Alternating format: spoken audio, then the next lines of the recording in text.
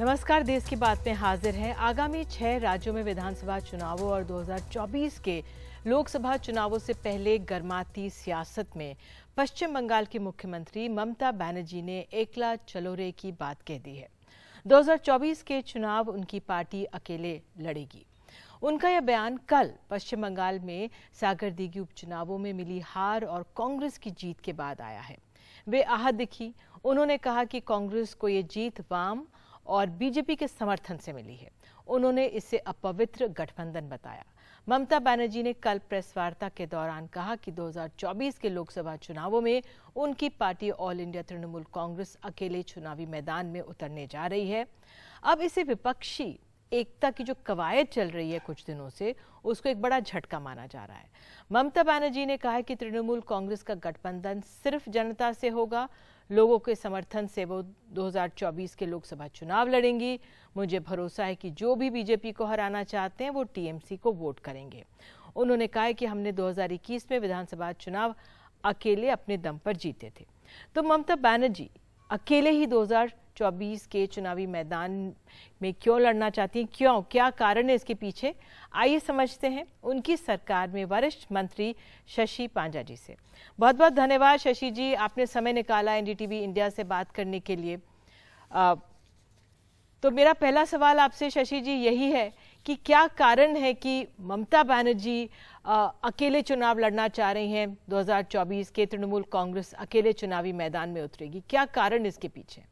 देखिए, अगर आप याद करें तो कुछ सालों से ही ममता बनर्जी ये कह रही है कि जो अपने विभिन्न जो ऑपोजिशन पार्टीज हैं, विपक्ष नेता हैं और पार्टियां हैं, सब मिलजुल कर एक साथ बैठ के लाइक माइंडेड पार्टीज जो है, हम लोग एक रणनीति तय करें। और उन्होंने इसके संग ये भी जोड़ा था कि आदर्श कुछ रखना है, कि ऐसा नहीं है जैसे हम लोग को देखने को मिल रहा है कि एक राज्य में मैं आपके विरोधी हूं और दूसरे राज्य में आपको लेके मैं गठबंधन कर रहा हूं। तो आदर्शों की बलिदान ना हो। तीसरी बात यह थी कि जो जिस राज्य में जिसकी स्ट्रेंथ और जिसकी शक्ति ज्यादा है, उसको वहां वो इंपॉर्टेंस दिया जाए और उसकी वो जो इलेक्टोरल पॉलिटिक्स है या जो लड़ाई है वो लड़ेंगे, अधिकतर सीटों में उनकी कैंडिडेट्स रहेंगे। ये तीन बातों को लेके हमेशा वो बोलती रही। कभी उन्होंने ये नहीं कहा कि ऑपोजिशन के ये जो प्लेटफॉर्म हो गए उसके प्रधानमंत्री के कैंडिडेट कौन होंगे, वो तो बाद में जब सब एक संग आएंगे, देश चुनता है, लोग चुनेंगे।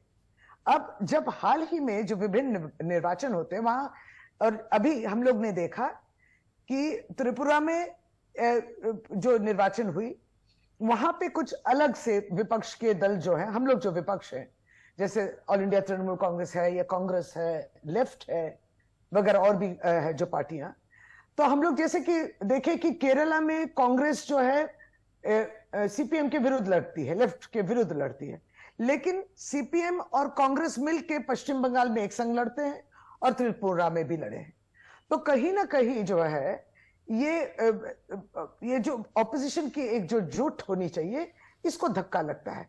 तो कल हम लोग क्या देखे कि मुर्शिदाबाद जो बंगाल में है, वहां एक बाईपोल थी, वहां पे भी लड़ाई थी। लड़ाई तो लड़नी चाहिए, सबके अपने आदर्शों को सामने रखते हुए आगे चल के लोगों के लिए क्या काम करना है, अपना पॉलिटिकल केवल एजेंडा नहीं, अपना मैनिफेस्टो लेकर लोगों की भलाई के लिए क्या करना है, ये लेकर सबको लड़ने की एक जरूर एक फ्रीडम है, आजादी है। लेकिन ये जो सागरदीघी इलेक्शन में हम लोग ने देखा कि ये दिखा तो रहे हैं कि तीन अलग अलग हैं, लेकिन सब मिलजुल के लड़ाई एक संग की है अगेंस्ट तृणमूल कांग्रेस। तो इससे तो अच्छा ये है कि आप साफ सुथरे भाषा में बोल दीजिए कि हाँ, हमारे एक गठबंधन है, जिस वजह से आपने जैसे कहा एक अपवित्र अलायंस है। ये आप अंदर अंदर अंधेरे में करते हैं और अंदर में अपना वोट जो है ट्रांसफर कर देते हैं। इस तरीके से जो कांग्रेस का जो कैंडिडेट है वो जीता। कांग्रेस, सीपीएम, भाजपा तीनों मिलके तो कोई फायदा नहीं है। अगर भाजपा के विरुद्ध लड़ना है तो विपक्ष को यह तय करना है कि हमारी रणनीति हर जगह एक ही होगी। और जब ये नहीं देखती है तो ममता दीदी बोलती है तो हम अकेले लड़ेंगे, लोगों को जुट करके लड़ेंगे, शशि अलायंस विद पीपल। जी, ये अहम बात है। लेकिन अगर हम सागर दीघी की कल बात करें, जानकारी ये बता रहे थे जो मुस्लिम बहुतायत सीट है यहाँ पे ज्यादातर 50 इतने सालों से तृणमूल कांग्रेस को वोट करते थे, लेकिन इस बार ज्यादा वोट कर दिया कांग्रेस को, और ये अधीर रंजन सीट के इलाके में आती है, तो ये कारण देखा गया। क्या इससे ममता जी आहत हो गई? नहीं, आपको ये समझना है, यहाँ ऐसा नहीं है। दीदी तो आज इतने सालों से पहले विपक्ष की नेता थी 2011 के पहले बंगाल में, और उसके बाद सत्ता में मुख्यमंत्री है। इसके अलावा कितने सालों से सांसद रह चुकी है, लड़ी है। सब जानते हैं कि हमेशा जो है समस्त मेजॉरिटी माइनॉरिटी वाली बात नहीं है, सबकी देखभाल करना ये उनकी आदर्शों में है, और वो हमेशा ऐसा ही काम करती है। अब हम लोग शासक पक्ष में जब है, सरकार भी वही काम करती है। तो ये इस तरीके का नैरेटिव वहां तैयार किया गया है कि मुस्लिम विरोधी है, कुछ लोकल मुद्दे को लेकर इस तरीके।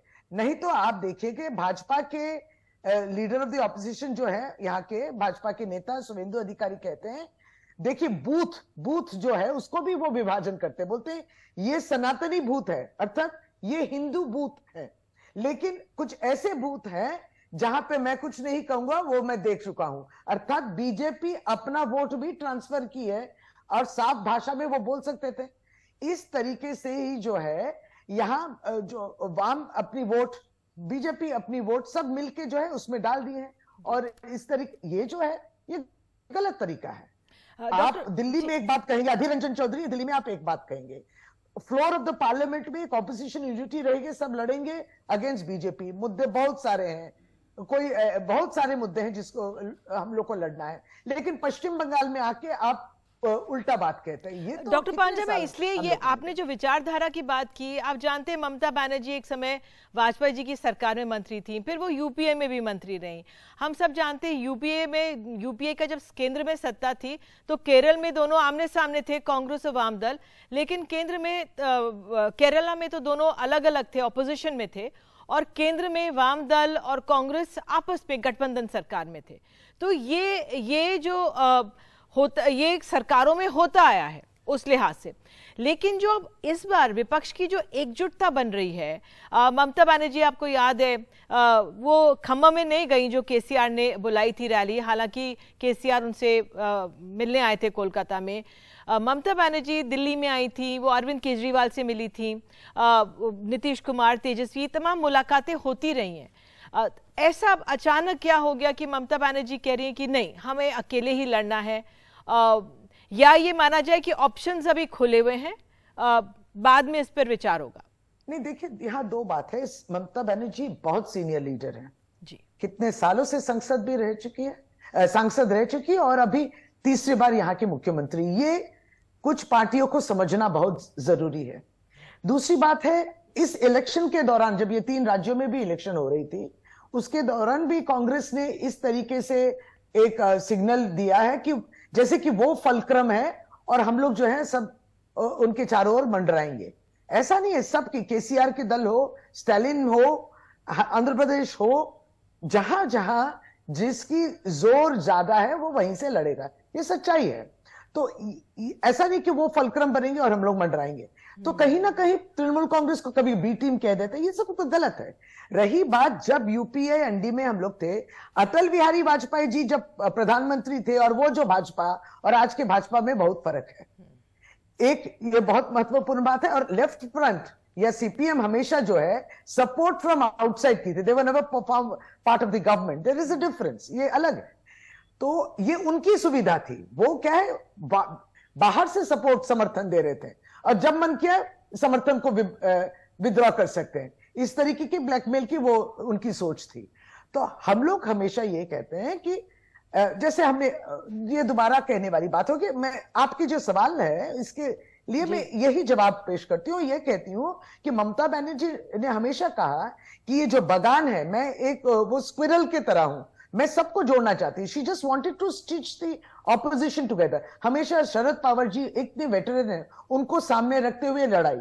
अब हार जीत तो रहेगी हर इलेक्शन में, इसमें सीखने को मिलता है। लेकिन हम लोग को भी तय करना है कि भाजपा के विरुद्ध लड़ना है 2024 में, तो अपनी रणनीति में एकदम साफ सुथरा रखना, इसको ट्रांसपेरेंट रखना है, एक किस्म का रखना है। लेकिन लोगों को क्या जवाब देंगे? बिल्कुल डॉक्टर पांचा, आखिरी सवाल है, केसीआर भी वकालत करते हैं नॉन कांग्रेस फ्रंट की, एक तरह से अरविंद केजरीवाल भी कुछ इस तरह से बात कह चुके हैं, ममता दीदी भी इसी तरह की बात कह रही हैं। तो ये अब जो ये तीन पार्टीज हैं, आम आदमी पार्टी आप जानते हैं कि उन्होंने पंजाब भी जीता है, तो आपको लगता है कि ये बड़े बड़े जो ये दल हैं, हालांकि आपने कहा ममता बनर्जी सबसे बहुत सीनियर हैं इस समय, लेकिन नीतीश कुमार भी हैं। अब नीतीश कुमार कहते हैं कि बिना कांग्रेस के ऑपोजिशन यूनिटी नहीं बन सकती। उन्होंने तो कांग्रेस को ये तक कहा कि जल्दी से आप फैसला लीजिए, और फिर हमने देखा मल्लिकार्जुन खड़गे को कि वो चेन्नई में कहते हैं कि नहीं, हम सब साथ हैं और जो पीएम नेतृत्व कौन करेगा ये बाद में डिसाइड होगा। हाँ, तो वही कह रहे हैं कि जैसे बिहार में भी जो तेजस्वी यादव है और नीतीश कुमार है, उनको डोमिनेशन करना है, इसमें तो कांग्रेस तो एक माइनॉरिटी है। तो हर जगह में जो है कांग्रेस जहां माइनॉरिटी वहां रहना है, तय करना है उनको, उस तरीके से रहना है। कांग्रेस से के संग हम लोग नहीं लड़ना चाहते किसी के संग। हम लोग ये कहते हैं कि केसीआर जी भी अपनी भावनाओं को व्यक्त किए हैं, अरविंद केजरीवाल जी भी व्यक्त कर रहे हैं, वो भी तो लड़ रहे हैं। जिस वजह से आज सिसोदिया, तो कल इसके पीछे तो हो ही रहा है। ऑपोजिशन के पीछे तो सब एजेंसी लेके तो भाजपा जो हाथ धो के पीछे पड़ी हुई है। अब हम लोग को एकजुट होना है, क्योंकि यह सारी देश दुनिया को भी मालूम है कि विपक्ष के नेता टारगेट में, हम लोग भी टारगेट पे। तृणमूल कांग्रेस को कम हैरान हुए, कम हैरानी तो नहीं हुए। हमारे सब लीडरों को बदनाम करना और उसके पीछे इन्वेस्टिगेटिव एजेंसी हमेशा कलकत्ता और पश्चिम बंगाल की उनकी दौरा तो लगी रहती है। बिल्कुल, ये दबाव बिल्कुल बना रहता है। डॉक्टर शशि पांजा, आप हमारे साथ जुड़ी हैं और आपने बहुत एक अहम इंसाइट हमें दी है तृणमूल की थिंकिंग पे। बहुत बहुत धन्यवाद आपका। ये बहुत अहम बात है आपका ये कहना कि ममता बनर्जी बहुत सीनियर हैं, वो फलक्रम रहना चाहती हैं, किस तरह से वो अपोजिशन यूनिटी को स्टिच करना चाहती थी। लेकिन जो विरोधाभास है, यानी कि जो 2024 की जो लड़ाई आगे की है, वो बहुत दिलचस्प होती जा रही है। बहुत बहुत धन्यवाद हमारे साथ जुड़ने के लिए। तो आइए देश की बात में आगे बढ़ते हैं और हम खबर आ रही है हमारे पास उत्तर प्रदेश से। बीजेपी के विधानसभा सदस्य वर्तमान में विधान परिषद सलिल बिश्नोई की पिटाई के मामले में यूपी विधानसभा कोर्ट में तब्दील हो गई। सलिल बिश्नोई ने 15 सितंबर 2004 को तत्कालीन जिलाधिकारी को ज्ञापन देने वो जा रहे थे। आरोप है कि सलिल बिश्नोई के साथ तत्कालीन क्षेत्राधिकारी अब्दुल समद समेत 6 पुलिसकर्मियों ने गलत व्यवहार किया। इसके बाद आज संसदीय कार्य मंत्री सुरेश खन्ना ने प्रस्ताव पर सदन ने सभी पुलिसकर्मियों को 1 दिन के साधारण कारावास की सजा सुनाई।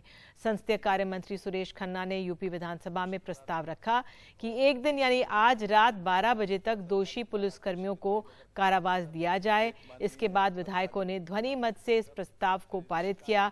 हालांकि सपा के विधायक सदन से वॉकआउट कर गए। उनकी गैर मौजूदगी में ये प्रस्ताव पारित किया गया। इस मौके पर विधानसभा अध्यक्ष सतीश महाना ने कहा कि सदन का निर्णय महत्वपूर्ण है, इसका संदेश दूरगामी होगा। हमारे संविधान हमारी जीवन रेखा है। सजा के आदेश के मुताबिक दोषी पुलिसकर्मियों को विधानसभा में ही कैदियों के लिए बनी स्पेशल सेल में रखा जाएगा। रात 12 बजे तक दोषी पुलिसकर्मी बंद रहेंगे। विधानसभा अध्यक्ष सतीश महाना ने सभी को कारावास में खाने और पानी की सुविधा भी दिए जाने के निर्देश दिए। लगभग 19 साल बाद इन पुलिसकर्मियों के खिलाफ कार्रवाई की गई। सदन के इस निर्णय को हाईकोर्ट में भी चुनौती नहीं दी जा सकेगी।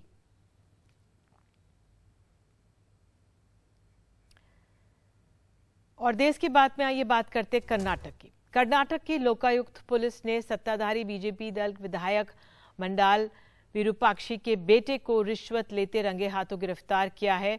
घर और दफ्तर से 8 करोड़ रुपए नकद बरामद हुए हैं। बीजेपी विधायक के खिलाफ भी एफआईआर दर्ज की गई है। उन्हें आरोपी नंबर 1 बनाया गया है। विधायक मंडाल विरूपाक्षी को Karnataka soap and detergent limited के चेयरमैन पद से इस्तीफा देना पड़ा। नोट गिनते गिनते अधिकारियों की पूरी रात निकल गई। तकरीबन 9 करोड़ रुपए निकले। ये नोट जल बोर्ड के वरिष्ठ अधिकारी प्रशांत विरूपक्षा के पास थे। वे बीजेपी विधायक मंडाल विरूपक्षा के बेटे हैं। एफआईआर में विधायक का नाम भी शामिल है, क्योंकि छापा उनके घर और दफ्तर पर पड़ा था।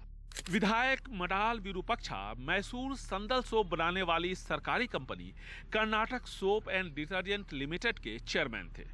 आरोप है कि इसी कंपनी में सप्लाई के लिए कॉन्ट्रैक्टर्स से रिश्वत ली जा रही थी। इस मामले में जिन लोगों के खिलाफ एफआईआर हुई है, उसमें बीजेपी विधायक को आरोपी नंबर 1 बनाया गया है। Whatever is the role is going to come out now. Whoever is actually involved, उनकी इस पूरे प्रकरण में क्या भूमिका है, उसकी जांच हो रही है। किसने मांगा, किसने लिया, सब साफ होगा। हमने 5 लोगों को गिरफ्तार किया है, प्रशांत, उसके सचिव और वो 3 लोग जो रिश्वत देने आए थे। And 3 others were bribe givers. So all of them have been taken into custody. विधायक मडाल विरूपक्षा को Karnataka soap and detergent limited के अध्यक्ष पद से इस्तीफा देना पड़ा। उन्होंने लिखा कि लोकायुक्त की छापामारी से मेरा कोई लेना देना नहीं है। यह साजिश है मेरे और मेरे परिवार के खिलाफ, क्योंकि इस मामले के बाद मुझ पर लोग शक करेंगे। इसीलिए मैं केसीडीएल के अध्यक्ष पद से इस्तीफा दे रहा हूं। विधानसभा चुनाव नजदीक है, ऐसे में बीजेपी की परेशानी समझी जा सकती है। अब सब कुछ लोकायुक्त के सामने है। उनकी ओर से स्वतंत्र और न्याय संगत जांच होने दीजिए। ये किसका पैसा है, किसके लिए लाया गया है, ये सारी बातें सामने आने दीजिए। सच सामने आना जरूरी है, इसीलिए हमने लोकायुक्त को बनाया है।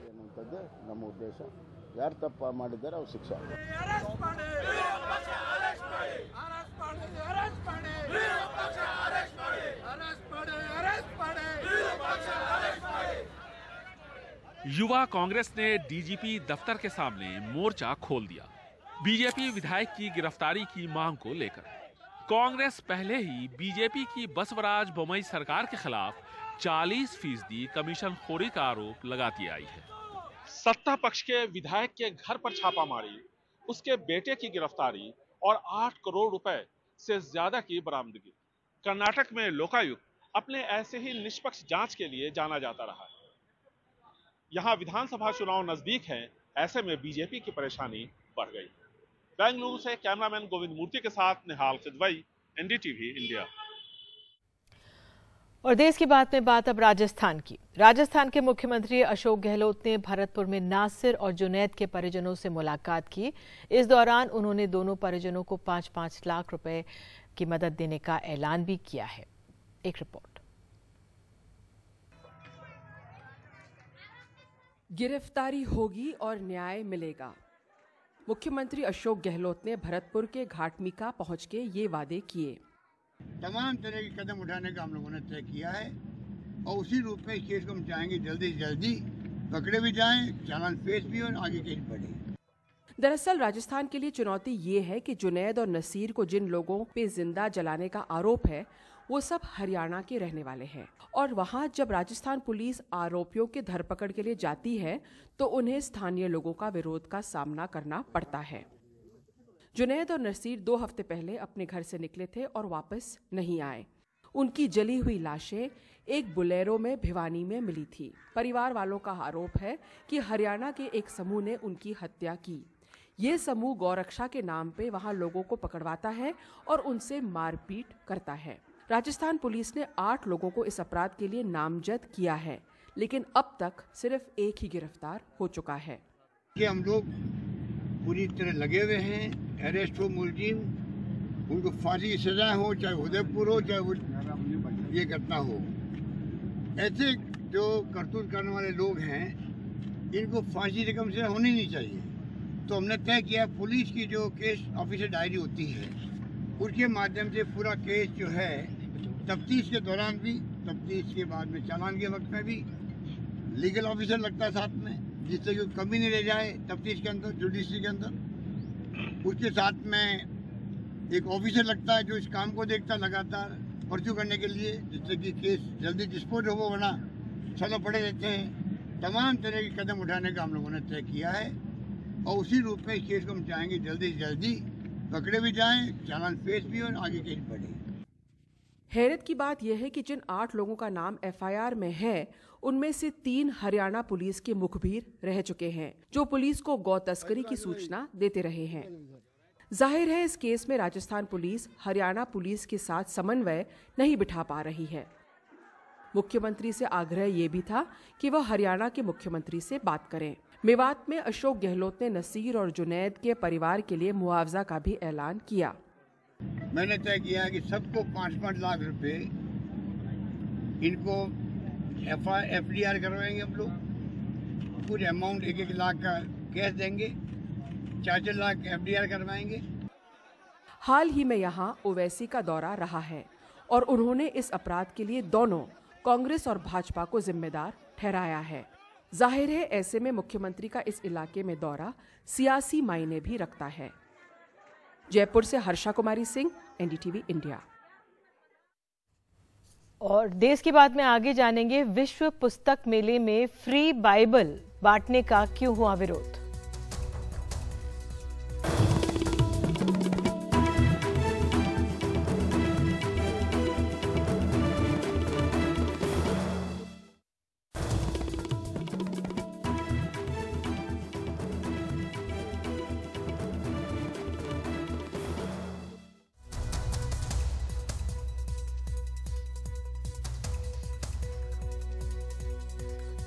दिल्ली के प्रगति मैदान में चल रहे विश्व पुस्तक मेले में फ्री में बाइबल बांटने का कुछ लोगों ने विरोध किया। करीब 20 से 25 की तादाद में पहुंचे इन लोगों ने बुधवार दोपहर स्टॉल के सामने जमकर नारेबाजी भी की और फ्री में बाइबल बांटने पर आपत्ति बचाई। बवाल के बाद अब प्रकाशन ने फ्री का ऑफर समाप्त कर दिया है। फ्री में जो बांटे जा रहे हैं मुझे बताओ। विरोध इन किताबों को लेकर है। न्यू टेस्टामेंट शाम्स को फ्री में बांटा जा रहा था। बुधवार दोपहर करीब 2 बजे कुछ लोग प्रगति मैदान के हॉल नंबर 2 के गिडियन इंटरनेशनल इंडिया के स्टॉल पर पहुंचकर नारेबाजी करने लगे। आरोप फ्री में किताब बांटने के जरिए अनुयायी बढ़ाने की मंशा का लगा और हाल कुछ ऐसा दिखा। किस बात की प्रॉब्लम हो रही है? एक तो फ्री बाइबल बांटी जा रही है। सवाल कह रहे हैं कि सत्याग्रह प्रकाश वाले भी फ्री में बांट रहे हैं। विरोध का असर यहाँ लगे बैनर पर दिखा। अब फ्री वाला ऑफर ढक दिया गया है। जो किताब अब तक मुफ्त में बंट रही थी अब 40 और 75 रुपए में बेची जा रही है। वहीं पुलिस में इस घटना की शिकायत तो नहीं की गई, लेकिन एहतियातन स्टॉल के बाहर अब पुलिस बंदोबस्त भी कर दिया गया है ताकि फिर ऐसे हालात न बने। फ्री में दिया जाता है हमारे पास जी, ये डोनेशन से प्रिंट करते हैं और फ्री में हम बांटते हैं। ऑब्जेक्शन आया हमारे पास एनबीटी की तरफ से कि आप ये फ्री में ना दें। आपने उसको कवर कर दिया, फ्री में नहीं दे रहे हैं। हाँ, फ्री में नहीं दे रहे हैं। पुलिस में कोई शिकायत दी? शिकायत हमने नहीं की थी, लेकिन मीडिया के थ्रू उनके पास खबर पहुंची। तो क्या हुआ उसके बाद से? क्या बदलाव हुआ है? काफ़ी सपोर्टिव है हमारे ACP सब, और दिल्ली पुलिस ने मतलब हमारे पास सपोर्ट के लिए 2 कांस्टेबल भी रख दिए, 3 कांस्टेबल रखे हैं। किताबों का काम जोड़ना है, तोड़ना, लड़ाना या लड़ना नहीं। अपनी आस्था में विश्वास के प्रचार का हक सबको है और इस तरह की आपत्ति का जवाब अपने विचार के प्रचार के जरिए ही देना मुनासिब है। नई दिल्ली से परिमल कुमार, NDTV इंडिया। उमेश पाल हत्याकांड में कार्रवाई लगातार जारी है। आज फिर प्रशासन बुलडोजर चला वहां पर। प्रयागराज के अहमदपुर असरौली में मशूकुद्दीन के घर को तोड़ा जा रहा है। अधिकारियों का कहना है कि 200 गज पर बना ये घर नक्शा पास कराने में फर्जी पड़ा हुआ था। और आपको याद होगा कुछ दिन पहले ही मुख्यमंत्री ने उमेश पाल हत्याकांड के जिक्र करते हुए माफिया को मिट्टी में मिलाने की बात की थी। उसके बाद से जो प्रयागराज में प्रशासन है वो बुलडोजर जो है वो एक्शन में है। और इस पर अधिक जानकारी के लिए आइए सीधे चलते हैं अपने सहयोगी अजय सिंह के पास। अजय, इनकी पृष्ठभूमि क्या है जिनका ये घर है, जरा बताइए इस मामले में जो ये कार्रवाई हो रही है इस पर। देखिए निधि, जिन पर कार्रवाई हो रही है उन पर सूत्र ये कहते हैं कि ये अतीत के करीबी रहे हैं और ये भी लोग कहते हैं कि ये कुछ किसी तरीके से फंडिंग करते हैं। लेकिन जिनका ये मकान है माशूकुद्दीन का, उनके जो ससुर हैं जुनैद, वो जब मीडिया के सामने आए तो उन्होंने मीडिया के सामने ये आरोप लगाया है कि उनका अतीक से हमारा कोई संबंध नहीं है। हाँ, जरूर ये है कि हम मुसलमान हैं, वो भी मुसलमान हैं, लेकिन हमारा कोई इस तरीके से संबंध नहीं है। हमारे जो दामाद हैं वो टीचर हैं और हम लोगों ने ये मकान जो है वो लोन लेकर के बनाया हुआ है। इस तरीके को उन्होंने ये बात कही है और कही है कि हमारे ऊपर नोटिस जरूर आई थी, अवैध नोटिस जरूर आई थी उसके लिए, तो उसका हमने जवाब दाखिल किया था और लेकिन उस जवाब पर अभी कार्रवाई हो रही थी, तब तक अचानक ये इस तरीके की कार्रवाई की गई है। निधि, आपको बता दें कि जो इस तरीके के बुलडोजर चलते हैं, जो मकानों को गिराया जाता है, उसमें प्रयागराज डेवलपमेंट अथॉरिटी जो इस कार्रवाई को करती है, उसमें पुलिस सिर्फ सहयोग भर करती है, पुलिस जाती है उसको सहयोग करती है, लेकिन उसमें जो किया जाता है वो यही किया जाता है कि अवैध तरीके से बना है, इसका नक्शा नहीं पास है, और फिर ये एयरपोर्ट जो बमरौली एयरपोर्ट है उसके बहुत नज़दीक है ये गांव, लिहाजा ये माना गया था कि उसमें ये भी कहा था पीडीए ने, प्रयागराज डेवलपमेंट अथॉरिटी ने, कि एयरफोर्स की तरफ से भी इस मकान को लेकर के आपत्ति लगी थी, लिहाजा ये ध्वस्तीकरण की कार्रवाई की गई है। हालांकि जो मासूकुद्दीन है उनके जो परिवार के लोग हैं वो ये कह रहे हैं कि हम एकदम निर्दोष है और ये एक तरीके की एकतरफा कार्रवाई है। निधि, बिल्कुल, इस जानकारी के लिए आपका बहुत बहुत धन्यवाद अजय। और अजय सिंह की अगली रिपोर्ट भी है। चित्रकूट जनपद में जेल अधीक्षक अशोक सागर और जेलर संतोष कुमार को हिरासत में लेकर पूछताछ की जा रही है। इससे पहले डिप्टी जेल चंद्रकला को गिरफ्तार किया जा चुका है। मामला यह है कि 10 फरवरी को जेल में बंद अब्बास अंसारी से उनकी पत्नी निखत अंसारी को अनाधिकृत तौर पर मिलने दिया गया। एक रिपोर्ट।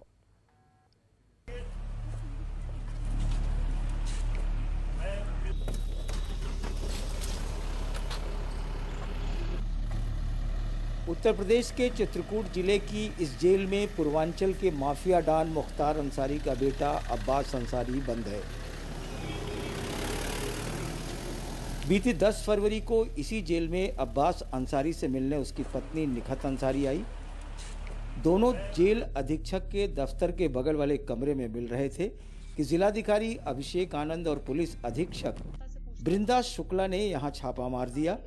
अब जेलर और जेल अधीक्षक को पूछताछ के लिए बुलाया गया है। जी, अभी जो जेलर हैं संतोष कुमार और जेल अधीक्षक अशोक सागर, उनको पुलिस द्वारा बुलाया गया है और उनसे गहनता से पूछताछ की जा रही है और जो उनके विरुद्ध साक्ष्य संकलन है उस पे कार्रवाई की जा रही है और जब पूछताछ और साक्ष्य संकलन का काम समाप्त होगा उसके बाद उनको पुलिस हिरासत में लेंगे या गिरफ्तार करेंगे। तो अभी तो गहनता से पूछताछ ही चल रही है थाने पर। इस छापे में निखत अंसारी के पास से 2 मोबाइल फोन सहित कई आपत्तिजनक चीजें बरामद हुई थी। साथ ही पैसे के लेन देन के साथ जेल अधिकारियों को कार गिफ्ट करने का मामला भी सामने आया था, जिसको लेकर पुलिस बैंक डिटेल के साथ पूरे वित्तीय लेन देन की जांच कर रही है। अभी जो हमने अभियुक्त गिरफ्तार किए हैं उनके बयानों में जो बातें निकल के आई थी और कुछ जो फाइनेंशियल ट्रेल से संबंधित तथ्य सामने आए हैं, तो इनके बयानों के माध्यम से पूछताछ करके उन बातों की पुष्टि की जा रही है।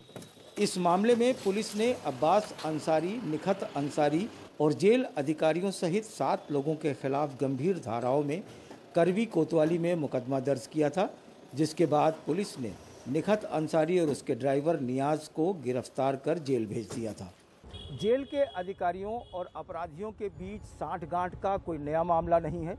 इससे पहले भी कई इस तरह के मामले सामने आते रहे हैं, लेकिन इस मामले में जिस तरह की कार्रवाई की जा रही है उससे उम्मीद की जानी चाहिए कि इस तरह के गठजोड़ को तोड़ने में मदद मिलेगी। बांदा से सलाउद्दीन के साथ वाराणसी से अजय सिंह, एनडीटीवी इंडिया।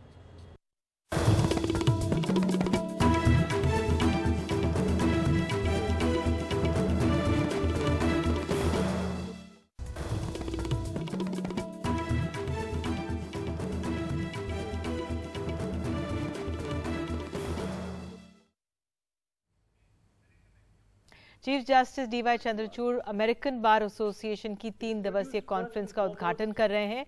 इस सम्मेलन का विषय है law in the age of globalisation, convergence of India and the west. CJI इस पे मुख्य व्याख्यान भी दे रहे हैं, आइए सुनते हैं। We all live together, we work together, we survived in a marketplace of ideas together.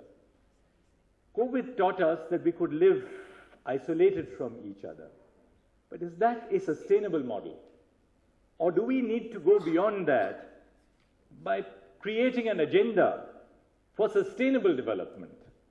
An agenda for sustainable development in terms of the environment, an agenda for sustainable development in terms of our interpersonal relationships, an agenda for sustainable development in terms of the frameworks and the regulatory frameworks which we create as we move to a more sustainable future in our societies. When the Constitution was drafted, with which I began a short while ago, our Constitution makers had possibly no ideas of the lines along which humanity would evolve. We didn't possess notions of privacy. There was no internet. We didn't live in a world which was controlled by algorithms. And we certainly didn't have the social media.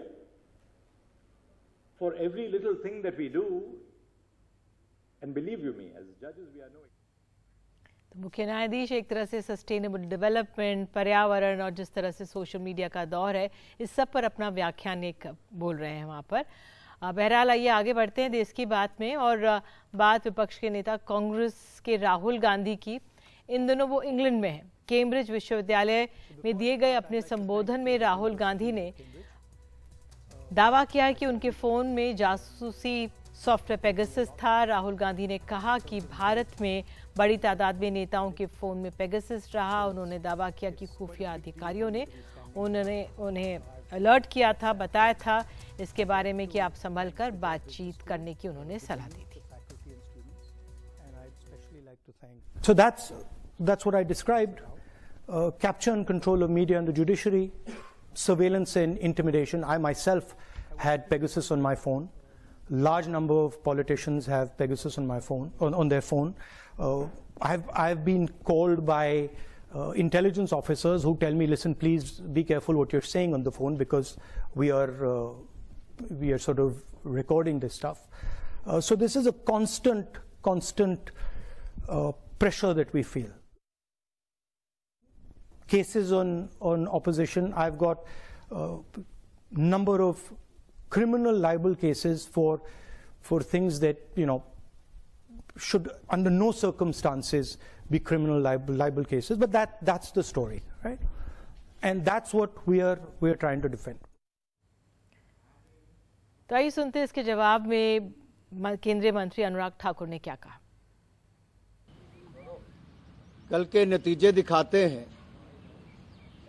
कि कांग्रेस का सुपड़ा साफ फिर एक बार हुआ है और ये रोने धोने का काम राहुल गांधी जी अब विदेशी धरती पे फिर एक बार कर रहे हैं।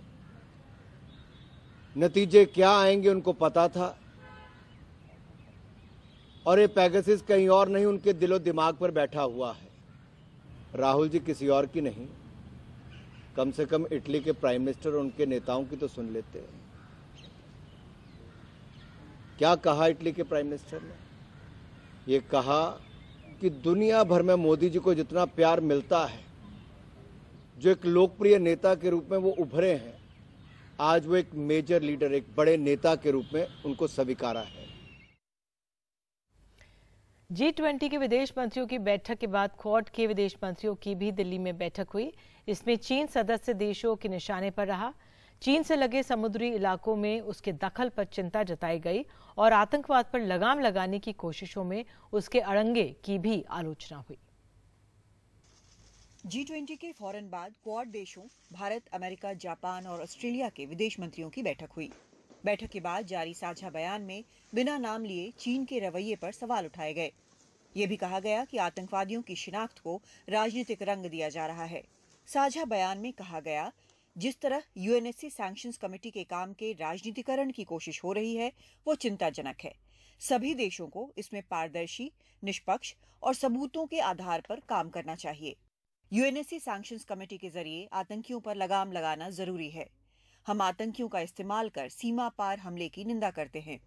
चीन ने कई बार पाकिस्तान में बैठे आतंकियों की लिस्टिंग की भारत और अमेरिका की कोशिशों पर तकनीकी आधार पर रोक लगाई है, चाहे वो मसूद अजहर हो या अब्दुल रहमान मक्की। अब क्वाड ने इस पर सवाल उठाया है। हमने संयुक्त राष्ट्र में तालमेल किया ताकि संयुक्त राष्ट्र की प्रक्रिया का सम्मान रहे और संयुक्त राष्ट्र का कामकाज उसकी प्रकृति के मुताबिक हो। यूक्रेन के संदर्भ में भी क्वाड ने कहा कि परमाणु हथियारों की धमकी बिल्कुल मान्य नहीं है। यूक्रेन युद्ध का मुद्दा रायसीना डायलॉग में भी सुनाई दिया। रूस जो यूक्रेन के साथ कर रहा है, अगर हमने उसे वो करने दिया तो हर जगह हमलावरों को ये संदेश जाएगा कि वो कुछ भी करके बचे रह सकते हैं।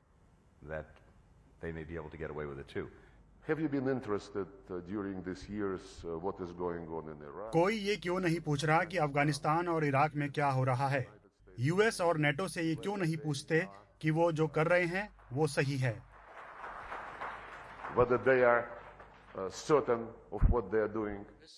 ये साफ है कि जब तक रूस यूक्रेन युद्ध खत्म नहीं होता, हर अंतर्राष्ट्रीय बैठक में उसकी गूंज सुनाई देगी।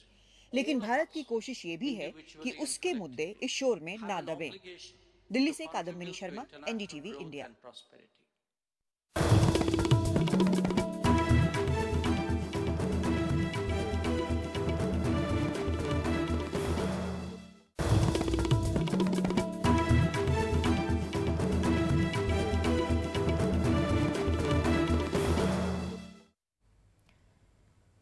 मिस यूनिवर्स रही और अभिनेत्री सुष्मिता सेन को पड़े दिल के दौरे की खबर ने लोगों को और फिल्म जगत को हैरान कर दिया है। सिनेमा जगत सहित उनके फैंस ने सोशल मीडिया पर उनके जल्द स्वस्थ होने की कामना की है। सोशल मीडिया पर पिता सुबीर सेन के साथ सुष्मिता की तस्वीर के साथ दिल का दौरा पड़ने की खबर से लोग चौंक गए। सुष्मिता ने सोशल मीडिया पर लिखा, कुछ दिन पहले मुझे दिल का दौरा पड़ा, एंजियोप्लास्टी हुई, स्टेंट डला और सबसे अहम मेरे डॉक्टर ने कहा कि मेरा दिल बड़ा है। सुष्मिता सेन को 27 फरवरी को नानावटी अस्पताल में भर्ती कराया गया और 1 मार्च को उन्हें अस्पताल से छुट्टी दे दी गई। सुष्मिता की इस पोस्ट को पढ़ने के बाद उनके फैंस और तब्बू, पूनम ढिल्लों और सोनल चौहान जैसे उनके साथियों ने सोशल मीडिया पर उनकी सेहत बेहतर होने की कामना करते हुए संदेश भेजे। 1994 में मिस यूनिवर्स का खिताब जीतकर सुष्मिता ने 1996 में फिल्म दस्तक से अभिनय की शुरुआत की और इसके बाद बीवी नंबर 1, सिर्फ तुम, आंखें, मैंने प्यार क्यों किया और मैं हूं ना जैसी कामयाब फिल्मों का हिस्सा रही। अब तक करीब 33 फिल्मों का हिस्सा वो रही हैं। हाल ही में वेब सीरीज आर्या में उनके किरदार को काफी सराहा गया और इसके 2 सीजन में सुष्मिता अब तक काम कर चुकी हैं। मुंबई से प्रशांत सिसोदिया के साथ ब्यूरो रिपोर्ट, एनडीटीवी इंडिया।